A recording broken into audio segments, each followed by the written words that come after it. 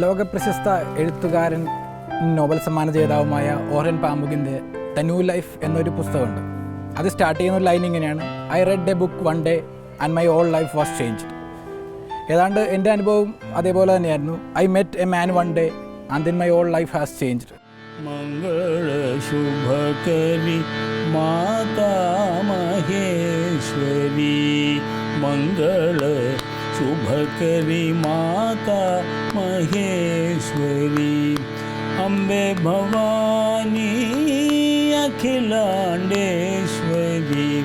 അംബെ ഭവാനി അഖിലാണ്ടേശ്വരി, മംഗള ശുഭകരി മാതാ മഹേശ്വരി, രാജീവലോചനി രാജരാജേശ്വരി.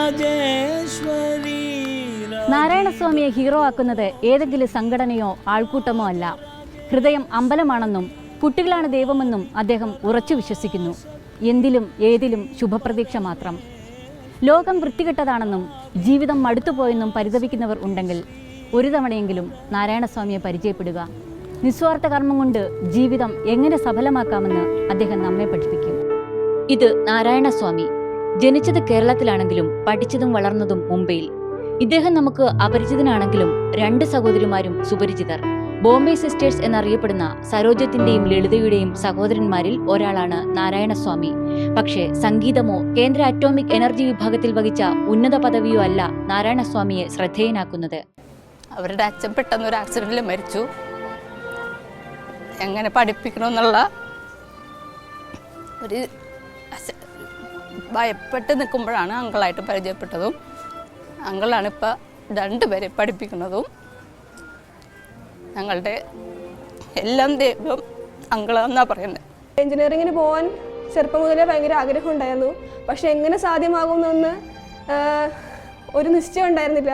കാരണം എൻ്റെ പാരൻസിനാണെങ്കിലും അത്രയും ഒരു സാഹചര്യം ആയിരുന്നില്ല. ആ സമയത്താണ് ദൈവദൂതം പോലെ വന്ന് മാമനെ പരിചയപ്പെടുന്നത്. ആ കോളേജിൽ വന്ന് അത്രയും നേരം നമ്മുടെ കൂടെ വന്നിരുന്നു. ആ കൗൺസിലിങ്ങിന് വരെ എൻ്റെ കൂടെ കൈ പിടിച്ച് നിന്നത് മാമനായിരുന്നു. ഏതാണ്ട് 13 വർഷങ്ങൾക്ക് മുമ്പ് ഞാൻ അങ്കിളിനെ പരിചയപ്പെട്ടു. പിന്നീട് എല്ലാ ജീവിതം ആകെ മാറിപ്പോയി. ഇന്ന് ഞാൻ അനുഭവിക്കുന്ന എല്ലാ നന്മകൾക്കും, എൻ്റെ വിദ്യാഭ്യാസം, വിവാഹം ഉൾപ്പെടെ ജീവിതത്തിൽ അനുഭവിക്കുന്ന എല്ലാ നന്മകൾക്കും ഞാൻ അങ്കിളിനോട് കടപ്പെട്ടിരിക്കുന്നു. ഏതാണ്ട് 13 വർഷങ്ങൾക്ക് മുമ്പുള്ള ഒരു പരിചയം ഒരു സാധാരണ രക്തബന്ധങ്ങൾക്കും വ്യക്തിബന്ധങ്ങൾക്കും അതീതമായിട്ടൊരു മുജ്ജന്മ ബന്ധം പോലെ ഒരു പിതാവിൻ്റെ സ്ഥാനത്ത് നിന്ന് എൻ്റെ ജീവിതത്തിൽ എല്ലാ കാര്യങ്ങളും നടത്തുകയും ഈ നിമിഷം വരെ ഞാൻ അനുഭവിക്കുന്ന എല്ലാ നന്മകൾക്കും എൻ്റെ ജീവിതത്തിൻ്റെ അവസാനത്തെ പ്രാണവായുവിൻ്റെ കണികയും നഷ്ടപ്പെടുന്നത് വരെ ഞാൻ അങ്കിളിനോട് കൃതാർത്ഥനായിരിക്കും. നിലവിൽ 40ഓളം പെൺകുട്ടികളെയാണ് 82കാരനായ നാരായണസ്വാമി വിവിധ കോളേജുകളിലായി പഠിപ്പിക്കുന്നത്. 10ാം ക്ലാസ് മുതൽ എഞ്ചിനീയറിംഗ് വരെയുള്ളവർ. ഗവേഷണം നടത്തുന്നവർ വേറെ. ആരെയും ആശ്രയിക്കാതെ കുടുംബപരമായി ലഭിച്ചതും ജോലി ചെയ്തുണ്ടാക്കിയതുമായ സമ്പാദ്യമാണ് നാരായണസ്വാമി കുട്ടികളുടെ പഠനത്തിനായി ചെലവഴിക്കുന്നത്. പഠിക്കാനുള്ള ബുദ്ധിയും കഴിവും വേണ്ടത്രയുണ്ടായിട്ടും വീട്ടിലെ ദാരിദ്ര്യവും പ്രതികൂല സാഹചര്യങ്ങളും കാരണം വഴിമുട്ടിയ 100ലേറെ പേരെയാണ് സ്വാമി ഏറ്റെടുത്തിരിക്കുന്നത്. 10ാം ക്ലാസ്സിൽ എല്ലാ വിഷയങ്ങൾക്കും A+ നേടിയവരാണ് അധികവും. അങ്കിള് പറഞ്ഞ നിർദ്ദേശം അനുസരിച്ച് മകളെ +1 ചേർത്തു. അവൾക്കാണെങ്കിൽ CA പഠിക്കണമെന്നായിരുന്നു ആഗ്രഹം. അതിന് വേണ്ട കാര്യങ്ങളും അങ്കിള് ഞങ്ങൾക്ക് ചെയ്തു തന്നു. അവളെ പ്രാക്ടീസിന് വിട്ടു. അവിടെ വന്ന് ഞങ്ങളുടെ ഒപ്പം തന്നെ കൂടെ ഇരുന്ന് അതിൻ്റെ ഫോമും കാര്യങ്ങളൊക്കെ ഫില്ല് ചെയ്ത് കൊടുത്തു. ഞങ്ങൾക്കറിയില്ലായിരുന്നു എന്താ ചെയ്യേണ്ടതെന്ന്. അവിടെ പോയി കാര്യങ്ങൾ ചെയ്യാനുള്ള അറിവൊന്നും എനിക്കുണ്ടായിരുന്നില്ല. ആ വലിയൊരു മനുഷ്യനെ എന്നും ഞങ്ങൾ സ്മരിച്ചുകൊണ്ടിരിക്കും എപ്പോഴും. എന്തുകൊണ്ട് പെൺകുട്ടികൾ എന്ന ചോദ്യത്തിന് സ്വാമിക്ക് കൃത്യമായ ഉത്തരമുണ്ട്. അവരാണ് നാളത്തെ അമ്മമാർ. അമ്മ നന്നായാൽ കുടുംബം നന്നാകും. കുടുംബം നന്നായാൽ സമൂഹം നന്നാകും. ആൺകുട്ടികളെ പോലെയല്ല പെൺകുട്ടികൾ. പരിമിതികളുടെ ചട്ടക്കൂട്ടിൽ അടച്ചിടപ്പെട്ടാൽ പിന്നെ പുറത്തു കടക്കുക അത്ര എളുപ്പമല്ല. സ്വന്തം പിതാവാണ് അദ്ദേഹത്തെ ഇക്കാര്യം ബോധ്യപ്പെടുത്തിയത്. ആ കഥ സ്വാമി തന്നെ പറയും. റോഡ് പണി നടക്കണ്ടായിരുന്നു. റോഡ് പണിയിൽ വലിയ വലിയ പാറ കൊണ്ടുവന്ന് ഇരുമ്പ് ഇതുകൊണ്ട് ചുറ്റിയെ കൊണ്ട് ആ കല്ലൊക്കെ ഉടച്ച് അതൊക്കെ പുരുഷന്മാരാണ് ചെയ്യണേ. ഇത് കണ്ടോ എന്ന് ചോദിച്ചു എൻ്റെ അടുത്ത്. അത് കല്ലുടയ്ക്കാനുണ്ട്. ഇത് നിൻ്റെ ജ്യേഷ്ഠത്തെയോ അനിയത്തിയോമാരോ ചെയ്യണത് നിനക്ക് ഇഷ്ടപ്പെടുമോ? അതെങ്ങനെ ശരിയോ? എൻ്റെ ജ്യേഷ്ഠത്തെ അനിയത്തിമാരൊക്കെ എന്തിനാ ചെയ്യണം? അർത്ഥം എന്താ വെച്ചാൽ ആൺകുട്ടികൾ എങ്ങനെയും ജീവിച്ചു കൊടുക്കും. പെൺകുട്ടികൾക്ക് അത് പറ്റില്ല. അവരെ പഠിപ്പിക്കണം, അവരെ ശാക്തീകരിക്കണം. ഔദ്യോഗിക ആവശ്യങ്ങൾക്കായി ഇടയ്ക്ക് കേരളത്തിൽ വന്നു പോയിരുന്ന നാരായണസ്വാമിയെ വളരെ അടുത്ത ഒരു ബന്ധുവാണ് പാവപ്പെട്ട കുട്ടികളുമായി ബന്ധപ്പെടുത്തിയത്. ഇവരുമായി വളരെ പെട്ടെന്നടുത്ത അദ്ദേഹം അവരുടെ ഗ്രാമങ്ങൾ സന്ദർശിക്കുന്നത് പതിവാക്കി. അങ്ങനെ കേരളത്തിൽ തനിക്കൊരു സ്ഥിരം സങ്കേതം വേണമെന്ന് തോന്നി. ഫലം ശ്രീരാമകൃഷ്ണ സേവാശ്രമത്തിലെ വാനപ്രസ്ഥയിൽ ഒരു മുറി, പ്രിയപ്പെട്ട കുട്ടികൾ, അവരുടെ രക്ഷിതാക്കൾ. വളരെ ലളിതമായ ജീവിതം നയിച്ചുകൊണ്ട് തൻ്റെ സുഖസൗകര്യങ്ങളൊക്കെ പലപ്പോഴും മാറ്റിവെച്ചുകൊണ്ട് ആ പണമാണ് സാധുക്കൾക്ക് വേണ്ടി ഉപയോഗിക്കുന്നത് എന്നുള്ളത് അദ്ദേഹത്തിന് ഒരു നമോവാകം അർപ്പിക്കാൻ ഞങ്ങളെയൊക്കെ പ്രേരിപ്പിക്കുകയാണ്. പത്രത്തിലും ഇന്റർനെറ്റിലും തെരഞ്ഞ് ഏറെ സമർത്ഥരായവർക്ക് സ്വാമി സ്കോളർഷിപ്പ് ഉറപ്പാക്കും. ചിട്ടയായ ജീവിതവും സ്വസ്ഥമായ മനസ്സും നൽകുന്ന ആരോഗ്യത്തിന്റെ ബലത്തിൽ 82-ാം വയസ്സിലും സ്വാമിക്ക് ആരെയും ബുദ്ധിമുട്ടിക്കേണ്ട ആവശ്യമില്ല.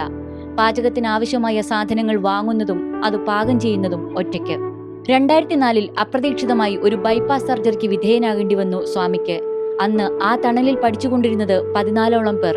അവരുടെ പഠനം പൂർത്തിയാക്കാനുള്ള എല്ലാ ഏർപ്പാടുകളും ചെയ്ത് ആരോടും ഒന്നും പറയാതെയാണ് സ്വാമി ശസ്ത്രക്രിയയ്ക്കായി ചെന്നൈക്ക് വണ്ടി കയറിയത്. തിരികെ വരുമോ എന്ന് ഉറപ്പില്ലാത്ത ഒരു യാത്രയായിരുന്നു അത്. ഹാർട്ട് ഓപ്പറേഷൻ എന്ന് പറഞ്ഞാൽ അപ്പോൾ നമുക്കൊന്നും അറിയില്ല. ഒരു ചെറിയൊരു ടെൻഷൻ ഉണ്ട്, ഇല്ലേ? ഈശ്വര, എന്തെങ്കിലും സംഭവിച്ചു, കുട്ടികളുടെ പഠിപ്പ് നിർത്താൻ പാടില്ല. അത് കാരണം എല്ലാ കുട്ടികളുടെയും ഫീസിന് മുമ്പേ തന്നെ കെട്ടി കോളേജിൽ. പലരും ചോദിച്ചു എന്തിനൊക്കെ കെട്ടണം, അതിരിക്കട്ടെ എന്ന് പറയുകയാണ്. കുട്ടികൾക്കറിയില്ല. കുട്ടികൾ പിന്നെ അറിഞ്ഞ ഫീസ് കൊടുത്തു കഴിയുമോ. കുട്ടികളിൽ ചിലർക്ക് സ്വാമി മാമനും മറ്റു ചിലർക്ക് അങ്കിളുമാണ്. കുട്ടികളുടെ വിദ്യാഭ്യാസത്തിൽ മാത്രമല്ല, അവരുടെ കുടുംബത്തോടൊപ്പവും സ്വാമിയുണ്ട്. സാമ്പത്തിക പ്രതിസന്ധികളിൽ കൈത്താങ്ങായി കൂടെ നിന്നും മാർഗനിർദ്ദേശങ്ങൾ നൽകിയും അദ്ദേഹം അവർക്ക് ദൈവതുല്യനാകുന്നു. ജീവിതത്തിൽ എന്നും വെളിച്ചവും വഴികാട്ടിയുമായിരുന്നു അച്ഛൻ ചിദംബരയ്യരും അമ്മ മുക്താമ്പാളും. അമേരിക്കയിൽ ഉന്നത ജോലിയിലായിരുന്ന അനുജൻ ഡോക്ടർ ഭുവനേശ്വരനും പാവപ്പെട്ട കുട്ടികളുടെ കാര്യങ്ങളിൽ ശ്രദ്ധാലുവായിരുന്നു. മൂവരുടെയും മരണശേഷം അവിവാഹിതനായ സ്വാമി തന്റെ ദൗത്യം തിരിച്ചറിഞ്ഞു. സായി ഭക്തനായിരുന്നതിനാൽ സേവനം ഗ്രാമങ്ങളിലേക്ക് എന്ന ആചാര്യവാക്യം ഹൃദയത്തിൽ ഏറ്റുവാങ്ങി. മുക്താംബരം ഭുവനേശ്വരൻ എഡ്യൂക്കേഷൻ ട്രസ്റ്റ് എന്ന പേരിൽ ഒരു ട്രസ്റ്റ് സ്വാമി രൂപീകരിച്ചിട്ടുണ്ട്. സ്വന്തം സമ്പാദ്യമുള്ളതിനാൽ പുറത്തുനിന്ന് ഇതുവരെ ആരോടും സഹായം ചോദിക്കേണ്ടി വന്നിട്ടില്ലെന്ന് സ്വാമി. ട്രസ്റ്റിൻ്റെ ഭാവിയെക്കുറിച്ച് എനിക്കൊന്നും പറയാനില്ല. ഭാവി അങ്ങേരുടെ കയ്യിൽ വിട്ടിട്ടുണ്ട് ഞാൻ. എനിക്ക് അതിനേക്കാളും സന്തോഷം എന്താ വെച്ചാൽ ഭഗവാന് ഞാൻ നന്ദി പറയണം ദിവസവും. എനിക്കിന്നൊരു അവസരം തന്നില്ലേ ഭഗവാൻ. കുട്ടികൾ കഴിഞ്ഞാൽ പിന്നെ സ്വാമിയുടെ ജീവിതം സംസ്കൃതത്തിനു വേണ്ടിയാണ്. ഉപരാഷ്ട്രപതിയായി തെരഞ്ഞെടുക്കപ്പെട്ട സർവേപ്പള്ളി രാധാകൃഷ്ണന് ബോംബെയിൽ നൽകിയ ഒരു സ്വീകരണ ചടങ്ങാണ് അതിന് നിമിത്തമായത്.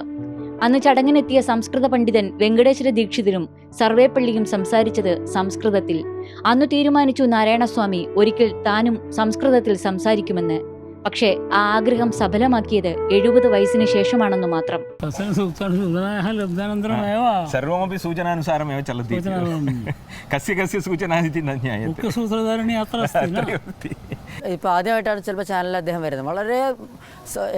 വളരെ ഏറ്റവും മൗനമായി, അതേ സമയത്ത് വേണ്ട വിധത്തിൽ വേണ്ടമായ യോഗ്യതയിൽ ഈ പ്രത്യേകിച്ച് ഇവരുടെ സേവനങ്ങൾ അദ്ദേഹം വളരെ നന്നായി ചെയ്യുന്നുണ്ട്. അത് ലോകത്തിന് അറിയില്ല എന്ന് മാത്രം. ഇത്തരത്തിലുള്ള പ്രവർത്തനം ചെയ്യാൻ അദ്ദേഹത്തിന് ധാരാളം പ്രേരണകൾ ഉണ്ടായിട്ടുണ്ട്. അദ്ദേഹത്തിൻ്റെ ബാല്യജീവിതവും പഠനവും ലോകത്തിനെക്കുറിച്ച് അദ്ദേഹത്തിന് ഉണ്ടായിട്ടുള്ള, ലോകത്തു നിന്ന് കിട്ടിയിട്ടുള്ള അനുഭവങ്ങളും ഇതെല്ലാം അതിന് കാരണമാണ്. അതോടൊപ്പം തന്നെ അദ്ദേഹം ഒരു വലിയ സംസ്കൃത പ്രേമി കൂടിയാണ്. സംസ്കൃത പ്രചാരണത്തിനായി പ്രവർത്തിക്കുന്ന വിശ്വസംസ്കൃത പ്രതിഷ്ഠാന്റെ ഖജാൻജിയായും പ്രവർത്തിക്കുന്നു സ്വാമി. ഒരു മനുഷ്യജന്മത്തിൽ ആർക്കൊക്കെ വേണ്ടി ജീവിക്കാം. സ്വന്തം കുടുംബത്തിനപ്പുറം ഒരാളെ പോലും ചിന്തിക്കാത്തവരുടെ ചെറിയ ലോകത്തിൽ ഈ വലിയ മനുഷ്യനുണ്ട്. സ്വന്തം മക്കളെ പോലെ ഒരുപാട് പേരെ സ്നേഹിച്ച് അവരുടെ സുഖത്തിലും ദുഃഖത്തിലും കൂടെ നിൽക്കുന്ന ഏറ്റവും പ്രിയപ്പെട്ട ഒരാളായി. മനസാ സതതം സ്മരണീയം വചസാ സതതം വദനീയം ദുഃഖസാഗരേ തരണീയം കഷ്ടപർവതേ ചരണീയം വിപത്തി വിപിനെ ഭ്രമണീയം ലോകഹിതം മമ കരണീയം.